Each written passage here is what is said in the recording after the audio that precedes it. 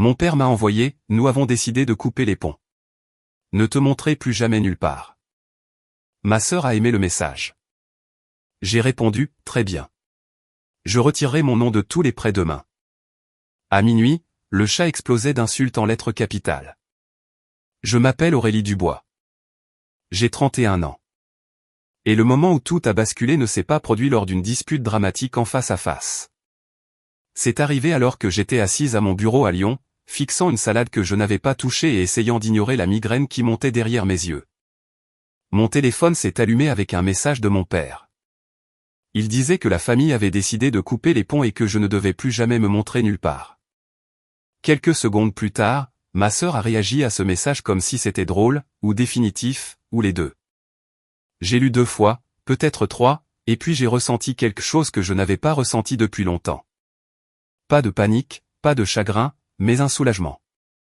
Car quand les gens pensent pouvoir vous effacer d'un seul message, ils oublient généralement tout ce qui est encore lié à votre nom. Alors, j'ai écrit une seule phrase en retour et posé mon téléphone. Je lui ai dit que c'était très bien et que je commencerais à retirer mon nom de tous les prêts le lendemain matin. C'est à ce moment-là que le silence s'est brisé. À minuit, le groupe de discussion familiale explosait si vite que je pouvais à peine lire. De longs paragraphes furieux, tout en majuscules. Des accusations volaient dans toutes les directions sauf celles où elles appartenaient. Soudain, j'étais cruel. J'étais égoïste. Je détruisais la famille. Ce qu'aucun d'eux ne voulait dire à voix haute, c'était la vérité. Pendant des années, j'avais été le rouage discret de leur vie. La signature de secours, le bon score de crédit, la fille qu'ils pouvaient se moquer à dîner et appeler quand même dès qu'un paiement était dû.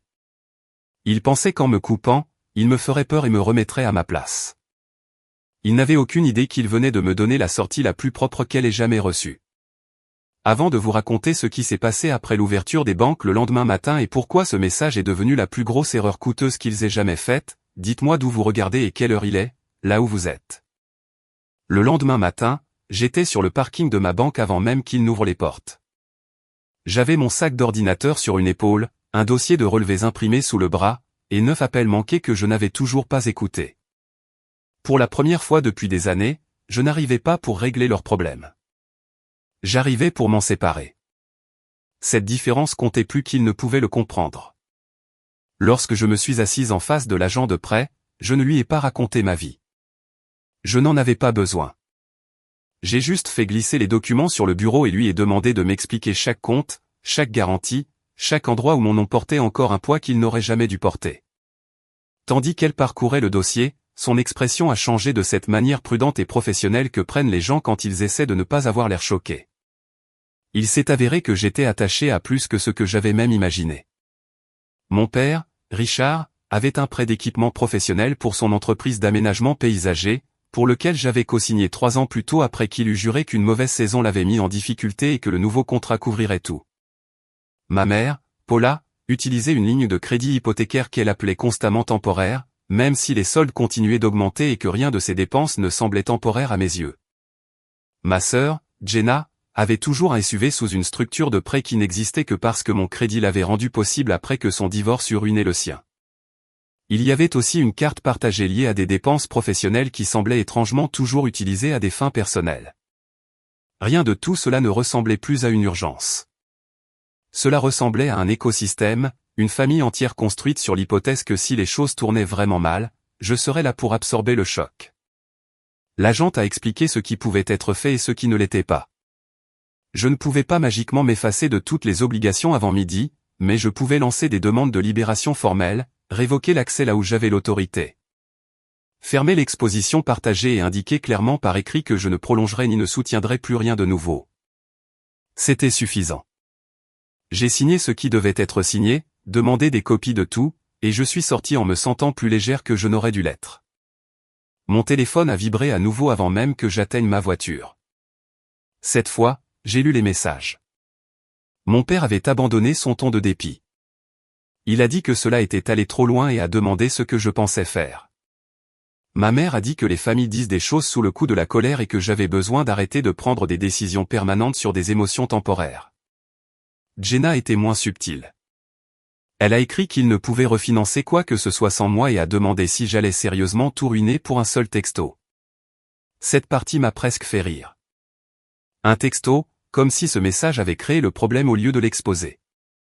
Comme si des années d'appels nocturnes, de signatures précipitées, de promesses que le mois prochain serait différent et de petits discours sur la loyauté avaient été normaux. Je me suis assise dans ma voiture, le moteur éteint, et j'ai enfin laissé mon esprit réfléchir à combien de temps cela se produisait réellement. Cela a commencé petit, comme ces choses le font toujours. Un camion pour l'entreprise parce que papa a dit que cela ouvrirait des contrats commerciaux plus importants. Une carte à court terme parce que maman a dit que la maison avait besoin de réparation avant qu'elle ne s'aggrave. De l'aide pour Jenna parce qu'elle était embarrassée et avait besoin d'un nouveau départ après son divorce. Chaque faveur venait emballée dans l'urgence et le langage familial. Juste cette fois, juste jusqu'à ce que les choses se calment. Aidez-nous juste à traverser le mois. Et à chaque fois que j'aidais, le respect diminuait tandis que l'arrogance grandissait. Il critiquait mon travail, levait les yeux au ciel à mon emploi du temps, agissait comme si mes choix étaient égoïstes. Mais d'une manière ou d'une autre, mon revenu n'a jamais été trop égoïste quand un paiement était dû. Au moment où j'ai atteint mon bureau, j'avais 3 messages vocaux de mon père, 2 ricanements de ma mère, et un de Jenna. Ce n'était que de la respiration furieuse avant qu'elle ne raccroche. J'ai supprimé chacun d'eux. Puis j'ai ouvert mon email et j'ai vu le seul message qui comptait vraiment. La banque avait confirmé la réception de mes demandes. Le processus avait commencé. Pour la première fois, il y avait une trace écrite qui m'appartenait, pas à eux. Et au plus profond de moi, sous tout le bruit et toute la peur qu'ils essayaient de me renvoyer, je savais quelque chose qu'ils ignoraient. Ils ne paniquaient pas parce que j'avais trahi la famille. Ils paniquaient parce que l'entreprise familiale, la maison, l'image, tout avait été basé sur mon nom pendant des années. Et maintenant, cet équilibre avait disparu. Lundi matin, le silence était étrange. Après le flot d'appels et de messages tout le week-end, le calme soudain n'apportait pas de soulagement. C'était comme le moment où une maison devient silencieuse juste avant que le courant ne coupe. Je me tenais près de la salle de pause au travail, versant du café que je ne voulais même pas, quand mon manager s'est approché et a baissé la voix.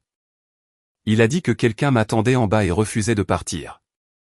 Il ne connaissait pas son nom, mais il a dit qu'elle avait l'air d'appartenir à cet endroit. C'était suffisant pour que je sache exactement de qui il s'agissait.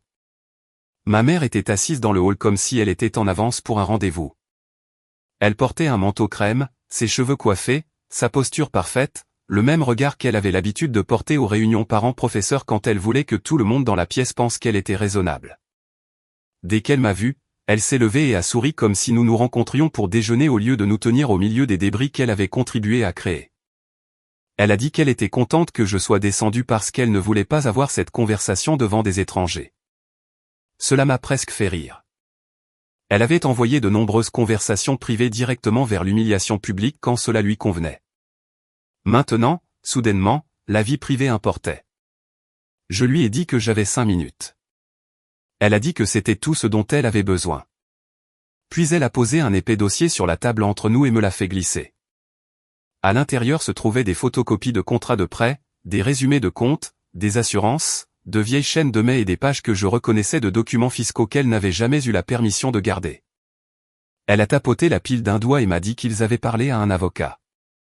Sa voix est restée douce tout le temps, ce qui d'une certaine manière la rendait pire.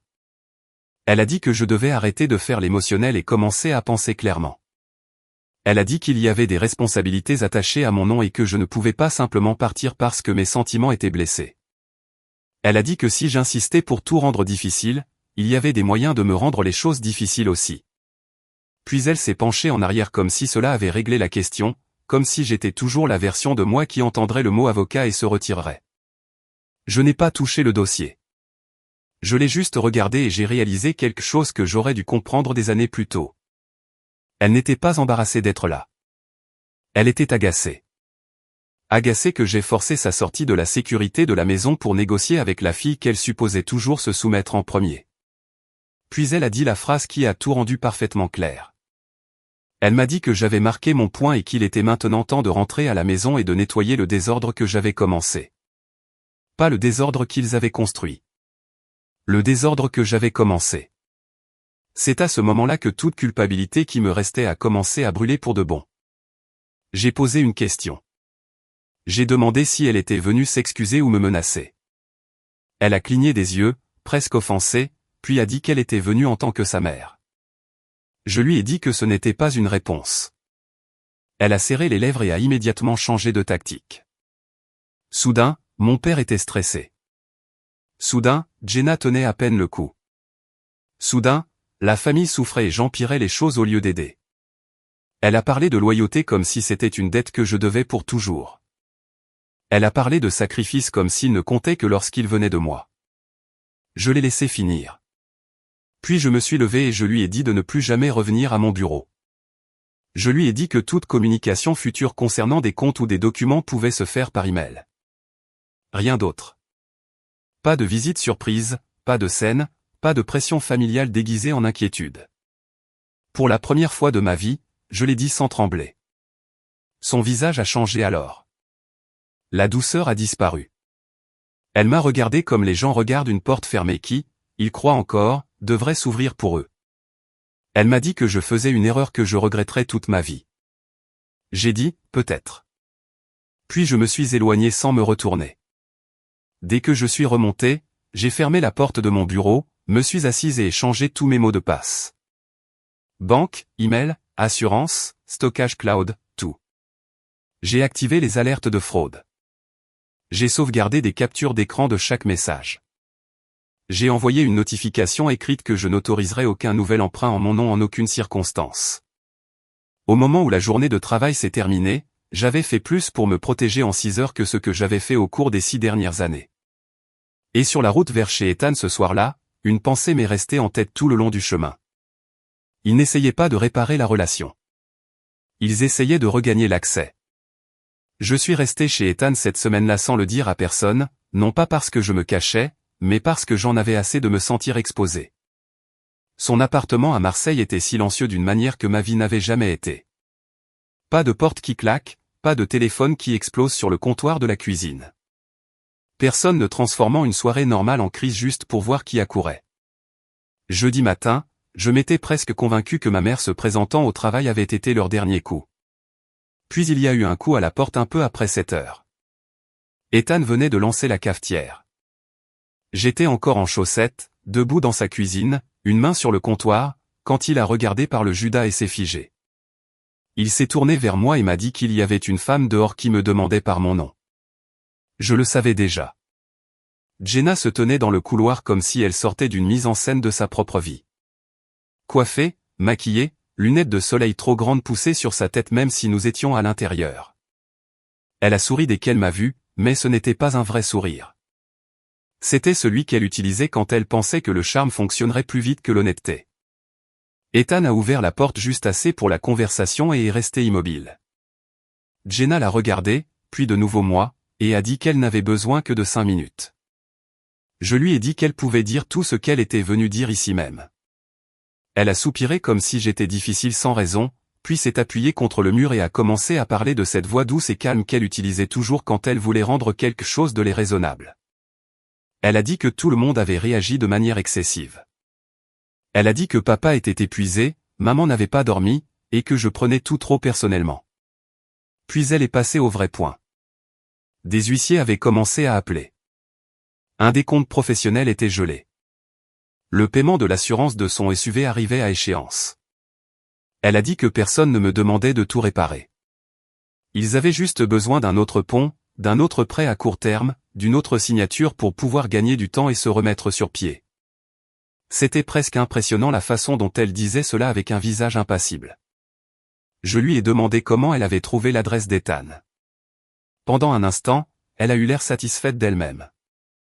Puis elle a dit que ce n'avait pas été difficile. J'avais une fois une ancienne publication d'elle taguée, et à partir de là, elle a suivi suffisamment d'indices pour le découvrir. Elle a dit cela comme si cela prouvait qu'elle était intelligente, pas qu'elle avait franchi une ligne dont la plupart des gens auraient honte. Puis elle a regardé au-delà de moi dans l'appartement et a baissé la voix. Elle a demandé si Ethan savait quel genre de désordre j'avais laissé derrière moi. Elle a dit, les hommes aiment la facilité jusqu'à ce que la facilité devienne chère. Elle a demandé combien de temps je pensais qu'il resterait une fois qu'il aurait réalisé ce qu'il venait avec moi. C'est à ce moment-là que la moindre trace de loyauté fraternelle est devenue glaciale. Elle n'était pas là pour faire la paix. Elle était là pour me faire peur, m'embarrasser et me ramener dans le rôle qu'il m'avait écrit. Je lui ai dit de partir. Elle a ri une fois et a dit que j'allais laisser toute ma famille se noyer juste pour faire un point. J'ai dit, non, je refusais enfin de me noyer avec eux. Puis j'ai fermé la porte au nez. Mes mains tremblaient quand j'ai tourné la serrure, mais mon esprit était clair. Je suis allé directement à mon ordinateur portable et j'ai fermé les dernières choses qu'ils avaient encore connectées à moi. J'ai fermé la ligne de crédit partagée que j'avais laissée ouverte avec un solde nul. J'ai envoyé un avis écrit à l'expert comptable que je n'autoriserai ni ne couvrirai aucune dépense commerciale à l'avenir. J'ai retiré mon nom de tous les contacts secondaires et de secours d'urgence que j'ai pu trouver. Pas de sortie douce, pas de fil lâche. Quand j'ai eu fini, je me suis assise à la table de la cuisine d'Ethan et je lui ai tout raconté. Pas la version éditée, pas la version polie, tout. La dette, la pression, la manipulation, la façon dont ma famille avait construit sa vie sur l'hypothèse que je saignerais toujours silencieusement si cela les maintenait à l'aise. Il a écouté sans interrompre, puis a tendu la main à travers la table et a pris la mienne. Il a dit qu'il était fier de moi, non pas parce que je me battais contre eux, mais parce que j'avais enfin arrêté de me porter volontaire pour être le seul sous les gens qui n'apprenaient jamais à se tenir debout qu'en me marchant dessus. Cette nuit-là, pour la première fois, j'ai cru que cela pourrait enfin se terminer. Puis l'email de leur avocat est arrivé le lendemain matin. L'email de leur avocat avait l'air sérieux jusqu'à ce que je le lise réellement.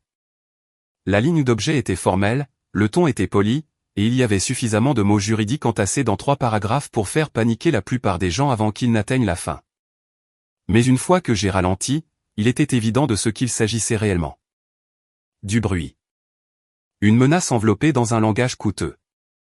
Il n'y avait rien qui ne change les documents déjà en mouvement, rien qui ne puisse me forcer à continuer de souscrire des garanties pour des personnes qui avaient passé des années à traiter ma stabilité comme une propriété commune. J'ai transféré l'email à l'agent de prêt avec qui je travaillais, puis à mon propre avocat via le plan juridique d'entreprise de mon travail. À midi, j'avais la réponse attendue. Il pouvait ralentir, il pouvait se plaindre, il pouvait essayer de me faire pression, mais il ne pouvait pas créer de nouvelles obligations à partir de la culpabilité et appeler cela la loi. Mon nom était déjà en cours de suppression là où il pouvait l'être et où j'avais encore une exposition existante. Il y avait maintenant un processus documenté me protégeant de tout ce qui pourrait survenir. Je n'ai pas répondu à l'avocat. Je n'en avais pas besoin. Mon silence faisait enfin plus pour moi que toutes mes explications jamais faites. Pendant un peu plus d'une semaine, tout est redevenu calme. Pas d'appel, pas de visite surprise, pas de mail de ma mère prétendant être blessée, pas de message performatif de Jenna essayant de paraître raisonnable pour une fois. Cela aurait dû sembler comme la paix. Au lieu de cela, cela semblait contrôlé, comme s'ils retenaient tous leur souffle quelque part hors scène. Puis les messages ont commencé à arriver d'autres personnes.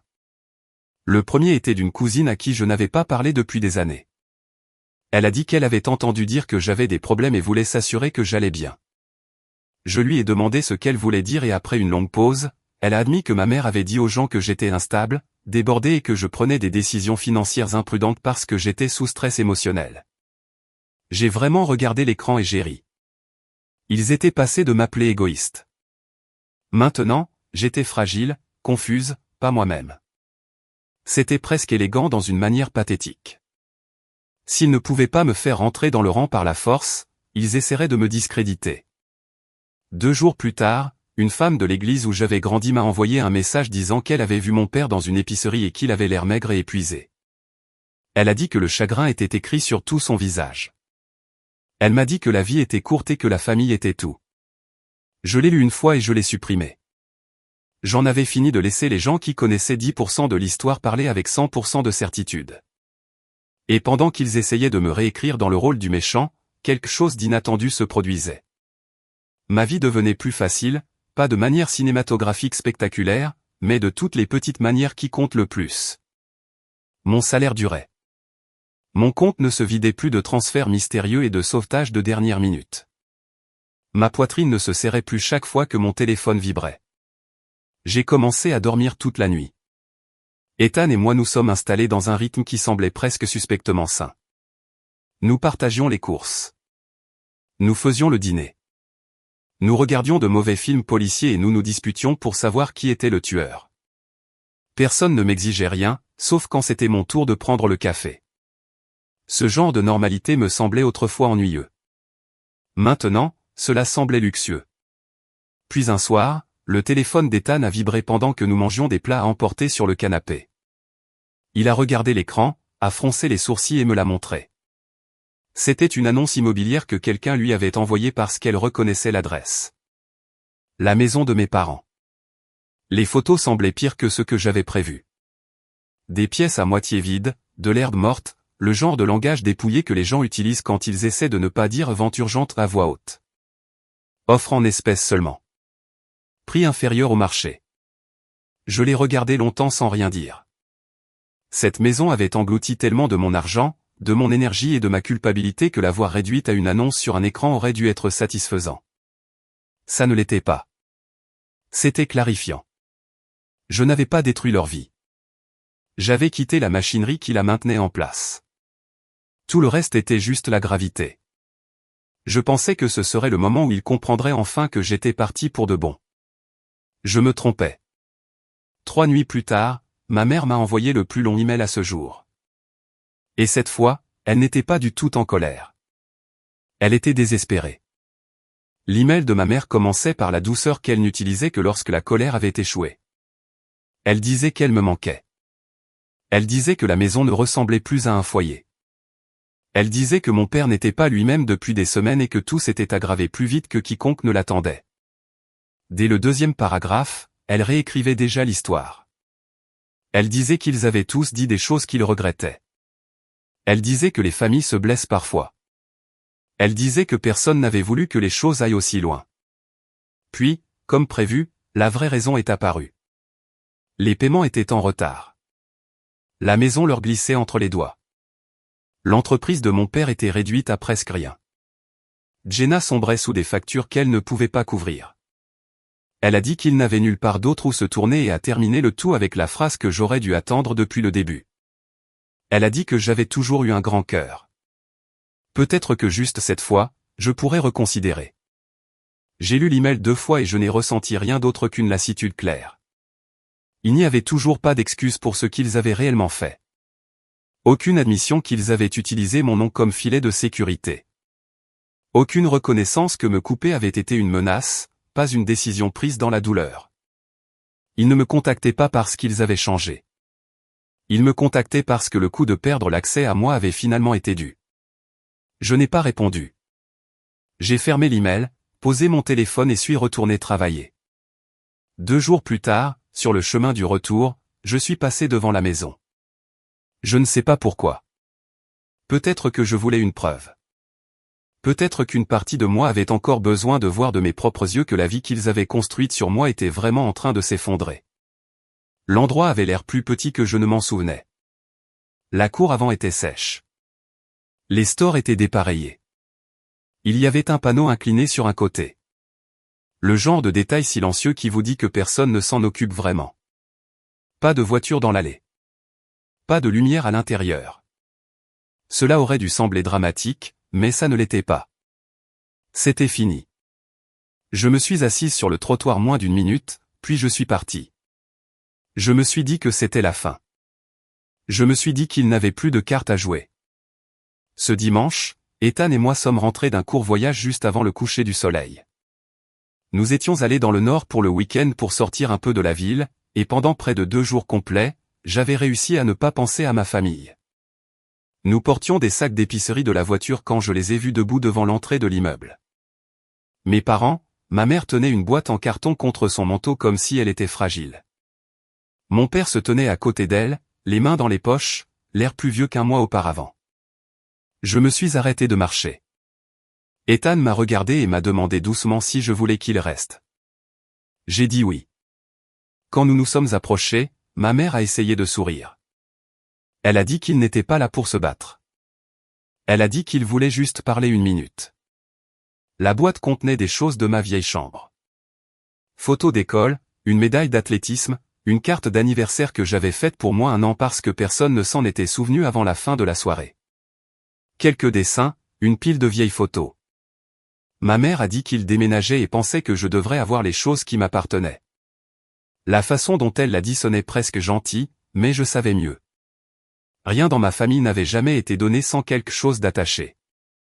Elle a commencé à parler avant que je puisse dire un mot. Elle a dit qu'ils essayaient. Elle a dit qu'ils avaient fait des erreurs. Elle a dit que personne n'avait bien géré tout cela. Mon père a ajouté que la vie était devenue très difficile très vite. Puis il est arrivé au point. Ils avaient été refusés pour 2 locations. Leur crédit était ruiné. Ils avaient besoin d'aide pour être approuvés quelque part temporairement jusqu'à ce qu'ils puissent trouver une solution. Juste une signature, juste quelque chose pour les aider à se remettre sur pied. Je les ai regardés tous les deux et j'ai réalisé que même maintenant, après tout, ils croyaient toujours que la bonne combinaison de souvenirs, de pression et de besoins me ramènerait à la raison. Ma mère a demandé si je voulais vraiment les laisser ainsi. Mon père a dit que la famille était censée se montrer quand les choses allaient mal. Cela m'a presque coupé le souffle. Je lui ai demandé si c'était ce qu'il pensait avoir fait quand il a envoyé le message me disant de ne jamais me montrer à nouveau. Aucun d'eux n'a répondu. Ma mère a essayé de pleurer, mais même cela semblait retardé, comme une réplique qu'elle avait manqué et essayait de rattraper. Elle a dit qu'ils étaient contrariés. Elle a dit qu'ils ne le pensaient pas comme ça sonnait. Je lui ai dit que c'était le problème. Ils le pensaient exactement comme ça sonnait. Ils ne s'attendaient juste pas à ce que je les croie. Puis j'ai dit non calmement, clairement. Pas de cris, pas de larmes, pas de discours sur toutes les années qu'ils m'ont prises. Je leur ai dit que je ne signerais plus rien. Pas pour un bail, pas pour un prêt, pas pour une carte, pas pour quoi que ce soit. Ma mère a demandé si je les détestais. J'ai regardé la boîte dans ses bras, puis les 2 personnes qui avaient passé des années à confondre l'amour avec l'accès, et je lui ai dit la vérité. J'ai dit, non, la haine demande de l'énergie, et j'ai arrêté de dépenser la mienne pour eux. Mon père m'a regardé comme s'il attendait que je m'adoucis au dernier moment. Je ne l'ai pas fait. Après un long et gênant silence, ma mère a posé la boîte par terre. Puis elle s'est retournée et est partie. Mon père l'a suivie sans un mot. J'ai laissé la boîte dehors cette nuit-là, et tout au long du lendemain. À ce moment-là, je savais déjà quelque chose qu'ils ignoraient. Ils venaient d'utiliser leur dernière chance de me faire me sentir responsable de la vie qu'ils avaient construite sans jamais se soucier de ce que cela me coûtait. J'ai jeté la boîte 2 jours plus tard. Non pas parce qu'il n'y avait rien d'important dedans, mais parce que j'ai finalement compris que les souvenirs ne sont pas la même chose que l'amour. Et j'ai arrêté de laisser des objets faire le travail qu'un vrai remords n'a jamais fait. Après cela, le silence a changé. Il a cessé de sembler tendu et a commencé à sembler pur. Des semaines ont passé, puis des mois. Personne n'a frappé à la porte. Personne n'a trouvé un nouveau numéro pour m'appeler. Personne n'a envoyé un autre email d'avocat déguisé en pouvoir. Quelle que soit la croyance à laquelle mes parents s'accrochaient, la croyance que je finirais par céder était enfin morte. J'ai entendu parler d'eux comme on entend parler de gens qu'on connaissait dans une autre vie. Par quelqu'un d'autre, par un commentaire fortuit, par un nom apparaissant là où il ne le devrait normalement pas. Mon père a fermé définitivement l'entreprise après avoir vendu l'équipement qui lui restait. Ma mère a commencé à faire du travail de bureau à temps partiel et du babysitting au noir. Jenna est retournée vivre avec eux après que son entreprise de location d'événements a fait faillite sous le poids des frais de retard, des paiements manqués et de trop de promesses qu'elle ne pouvait pas tenir. Les 3 se sont retrouvés dans une petite location en bordure de mes yeux, le genre d'endroit qu'aucun d'eux n'aurait admis habiter quand je payais encore des morceaux de la vie qu'ils pensaient mériter. J'aimerais pouvoir vous dire que je me sentais triomphante. Je ne me sentais pas. Ce que je ressentais, c'était quelque chose de mieux. De la distance. Celle qui vous permet de voir la vérité sans avoir besoin de crier à ce sujet. Ils ne se sont pas effondrés parce que je les ai ruinés. Ils se sont effondrés parce que j'ai arrêté d'interrompre les conséquences. Et une fois que j'ai vu cela clairement, quelque chose en moi s'est apaisé pour toujours. Ma propre vie a continué dans la direction opposée. J'ai obtenu une promotion cet automne-là. Pas dans une scène de film dramatique avec des applaudissements et un bureau dans le coin, mais de la manière réelle qui comptait. Plus de responsabilités, un meilleur salaire. Mon nom sur un travail qui m'appartenait, pas sur une dette qui appartenait à quelqu'un d'autre. Ethan et moi avons signé un bail pour un endroit plus lumineux avec de plus grandes fenêtres et une cuisine que nous aimions tous les deux. J'ai commencé une thérapie et je l'ai suivie assez longtemps pour arrêter de dire des choses comme peut-être que j'ai réagi de manière excessive et commencer à dire ce qui était vrai. J'avais été utilisé. J'avais été entraîné à confondre la culpabilité avec le devoir et l'épuisement avec l'amour. J'avais été récompensé pour m'être sacrifié et puni chaque fois que je demandais à être traité comme une personne plutôt que comme une solution. Une fois que j'ai appris à dire cela à voix haute, j'ai aussi appris autre chose. Les limites ne détruisent pas les relations saines. Elles ne font que déranger celles qui dépendaient de votre absence de limites. C'était la leçon que personne dans ma famille n'a jamais voulu que j'apprenne. Quelques mois plus tard, en déballant une boîte de rangement que je n'avais pas ouverte depuis des années, j'ai trouvé un vieux cahier de mes débuts dans la vingtaine. À l'intérieur se trouvait une page que j'avais écrite après l'une des nombreuses nuits où j'avais couvert une facture et fait semblant que cela ne faisait pas mal. C'était une liste de phrases que je n'avais jamais eu le courage de dire. Je ne suis pas votre plan B. Je ne suis pas égoïste de vouloir la paix. Tu n'as pas le droit d'appeler ça de l'amour quand cela n'apparaît qu'après que j'ai dit oui. Je me suis assise par terre et j'ai lu ces lignes pendant longtemps. Puis j'ai plié la page en deux et les jeté à la poubelle. Je n'avais plus besoin de porter ces mots juste pour prouver que j'avais survécu à cela. C'est la partie qu'on ne vous dit pas. La guérison n'est pas bruyante la plupart du temps. Elle ne ressemble pas toujours à de la vengeance, à une clôture, ou à un discours parfait qui laisse tout le monde stupéfait dans l'allée. Parfois, cela ressemble à payer ses propres factures à temps, à dormir toute la nuit, à faire confiance à une pièce silencieuse, à rire sans regarder son téléphone, à laisser les gens qui n'aimaient que votre utilité vivre sans accès à vous. S'il y a une leçon dans ce qui s'est passé, c'est celle-ci. Être nécessaire n'est pas la même chose qu'être aimé. Certaines familles appelleront votre sacrifice loyauté tant qu'elles en bénéficieront. Certaines personnes qualifieront vos limites de cruelles parce que votre obéissance leur a rendu la vie plus facile. Mais se protéger n'est pas de la cruauté. Refuser d'être utilisé n'est pas une trahison. Et s'éloigner des gens qui continuent de vous apprendre que votre valeur dépend de ce que vous pouvez porter pour eux est parfois la chose la plus honnête que vous ferez jamais. Je n'ai pas récupéré ma famille. La vérité, c'est que je n'ai jamais vraiment eu la version d'eux que j'essayais de gagner. Ce que j'ai obtenu à la place, c'est quelque chose qu'ils n'auraient jamais pu me donner de toute façon. La paix. Une vie avec des serrures qu'ils ne pouvaient pas crocheter. Un avenir qui ne commençait pas par des excuses et ne se terminait pas par une autre facture. Ils pensaient qu'en envoyant ce message, ils m'effaceraient. Au lieu de cela, cela a dépouillé la dernière illusion que j'avais sur qui ils étaient. Ils ont perdu l'accès à mon nom, mon argent et mon silence. J'ai gagné quelque chose de bien plus cher. Je suis finalement devenu quelqu'un qu'ils ne pouvaient pas utiliser.